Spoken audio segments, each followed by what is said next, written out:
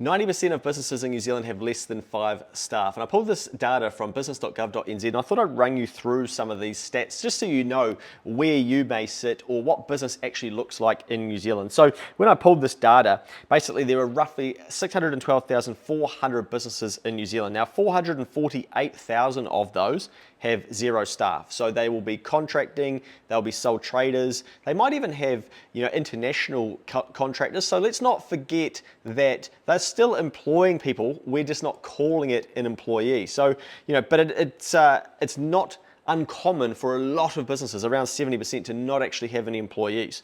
Now 102,000 have between 1 to 5. So if we go the 0 to 5, that's basically 90% of these businesses. Now 6 to 19 is 43,941 businesses, and you might want to divide that as a percentage to see what that is. 20 to 49 is 11,484, and 50 or more is 6,360 businesses. So you often hear that New Zealand is a nation of small businesses because over 70% don't have an employee. So they're probably sole trading, contracting, as I mentioned before. These stats might surprise a lot of people because I think what happens is when when I say we, I mean the media or the Kiwi public, talk about businesses are profiteering, businesses are ripping people off, businesses are the ones that are causing inflation, businesses are being unfair to their staff, businesses are throwing their teams and employees under the bus and not looking after them well, businesses aren't looking after employees' mental health, all of these things. And then we've recently had a leader warning businesses not to pass on their costs to the consumer and actively warning people that. We've got to think, well, what is a business? Because I think we just group everybody in together. And this is part of an email that I was sending out to people to think about. And yeah, if you don't have if you're not on our weekly email that we send out, you might want to grab that, or maybe you prefer video, and sometimes we talk about these things on here as well, but feel free to jump on our website, download our business planning template, and that will add you into the list. But interestingly, we don't really distinguish what a business is, nor the media don't, these leaders don't when they talk about business, and they just talk about business as if it's all the same. But a fun fact for you, the number of large enterprises in New Zealand, so large enterprises, those with 100 or more employees, at February 2025, there was only 2,840 of those. So 2,840 large enterprises with more than 100 employees. Now, guess what? These enterprises had 1.2 million employees. That's 50% of the total number of employees in New Zealand. So 2,840 of these large enterprises are employing over 50% of the employees in New Zealand. Now that might be really surprising for a lot of people. So I think, when I think about this, I think our media, our leaders and Kiwi should start being more careful with our language. And there's also the bullshit statistics about how many businesses fail in New Zealand. And you ask them, what do you mean by fail? Oh, they've never thought about that. So they just use it as a scare tactic around how risky and dangerous business is. When really business is as successful as you are to solve the market's problems and provide value to those people. So fail could also include people that are shutting a business down. Now, we don't say to someone who leaves employment because they no longer enjoy that employment and they decide to do something else, oh, you failed at your job, did you? Well, you didn't last 5 years, you must have failed at your job. No, we don't go around saying that. You probably just about get a PG in New Zealand if you do that. But in business, a lot of businesses fail in the first 5 years. And I think people just say this stuff because they hear it somewhere else and they continue to parrot it. And often it's people that aren't even in business or that don't think deeper of, okay, what does fail actually mean, or what does business actually mean?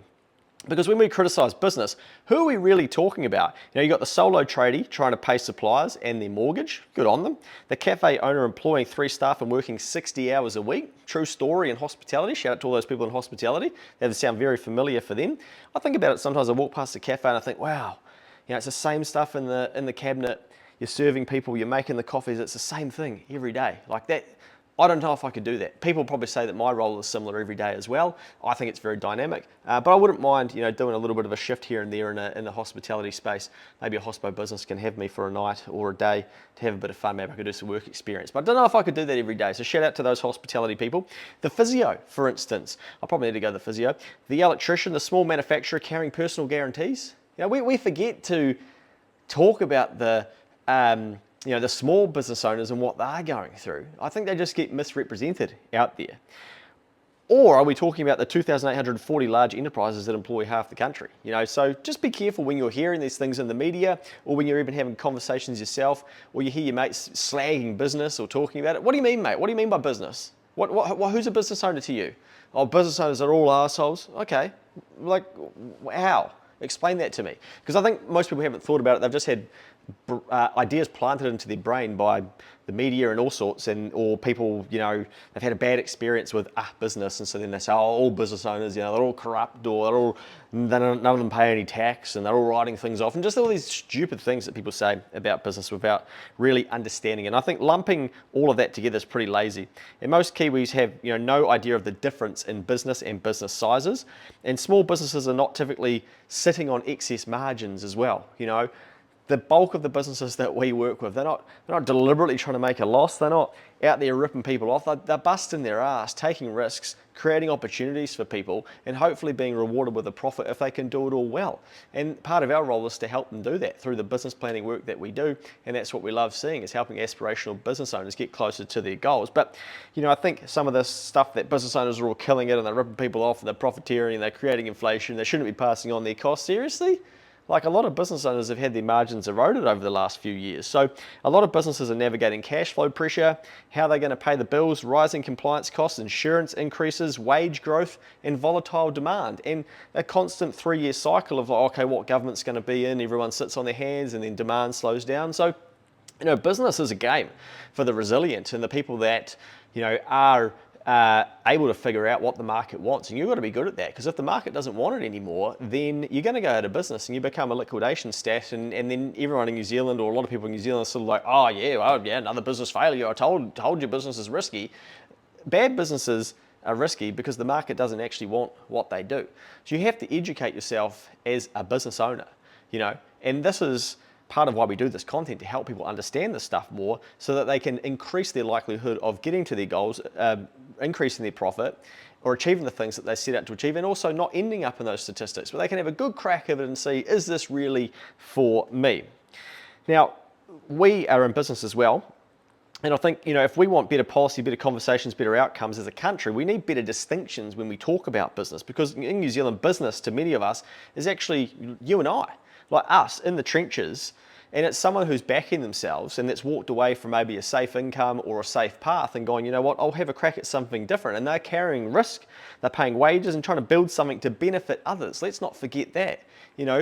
People don't use a business if they don't like it. So when I go to my local cafe that I love, that's been there prior to COVID and is still there, I go there and I think, fuck, excuse my language, but I like to support this place, because they make my life easier. And I think that's what we want to start viewing business, and especially small businesses, a little bit from that lens of, I spend my money here, I transact with them because they provide value in my life, and it's great that they're in my life.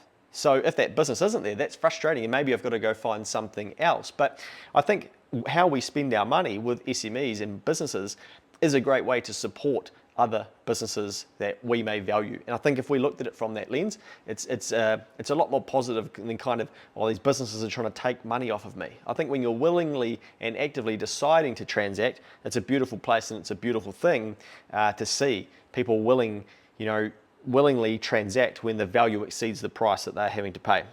So hopefully those stats got you thinking, and the general conversation around what business actually is in New Zealand as well.